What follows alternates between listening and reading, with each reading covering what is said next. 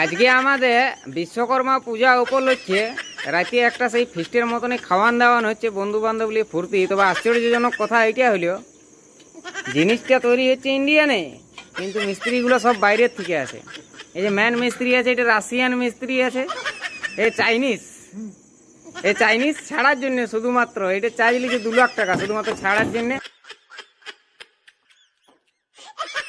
আর এই ছাকার মিস্ত্রির কোথাও বাংলাদেশে, হ্যাঁ ছাকার মিস্ত্রিটা সেই বন্যা হয়েছে বাংলাদেশে ভাসিয়ে চলে আসছে ধারে। তারপরে আমরা সেই রাখিয়ে দিয়েছি, বলি থাক মায়া দয়া দেখিয়ে, বলি থাক মিস্ত্রি খাটি খাবে।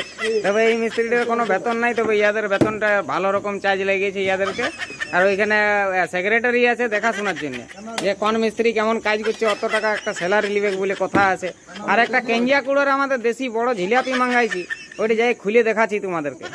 আর এই বাংলাদেশের মিস্ত্রিটাকে যদি তোমরা কেউ ঝাড়ু পুজোর কাজে রাখবে ঘরে, ওই 5,000 টাকা বেতন দিলেই হবে। তাহলে কমেন্ট বক্সে জানাবে, তাহলে আমরা রাখবো না, মিস্ত্রিটাকে পাঠাই দিব তোমাদের কাছে।